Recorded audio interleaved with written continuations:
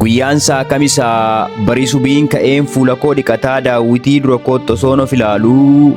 galaana yaadaatiin xillimsoo xillimee gaaffiin of gaafadhe isiniif walaluu gaaffiin ofiif qaba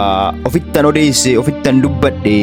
qalbii kokkee qabee dhaaphu jedhee dhaabee gaaffeedduun gaafadhe jireenyitti jirtu sitti tolaadha moo jiraatti waan jirtuuf natti tole jette jiruun argaa jibbu fiigeerraan dheessine akkamiin filatte umuriin kee meeqa gaafa lakkaawwattu miira maalsiif kenna guyyaan torban keessaa torban ji'a keessaa ji'a waggaa keessaa isa dabarsine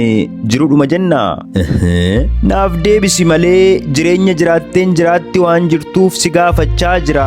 moo jiraatti jirta malee foon koo keessaa jiraatti duuteetta naaf minan bara osoo waliin galiin bakka jirru kanaa fuudheessa sin geessu waanan si gaafadhe tokko lama jedhii deebiisaa naaf dhugaadha sin dhiisu gaaffiin an deebiisaa gumguma gumgumee qaaqan ofiin qaaqee buusee baasee yaadu nan biroo komadhee dirqama koo dagee sababa funaanee komatan barbaadu akkanitti kufe gaafan mucucaadhe murtoo filannoo koo si duwwaatu beeka kanaaf deebiin isaa nama bira miti suma keessa jira kanaaf suman qeeqa ofirraa of eeguu akkamiin dadhabdee sababa funaantee nan biroo yakkita yaa anaa deebisi taasa'aan jira maal qara ilaalta qaraa maal argita miira miilan qabneef miila koo ajajjee bakkan jiru kana erga fiddee dhaabdee karoorri kee maali garamitti deemuu farda kana yaabde.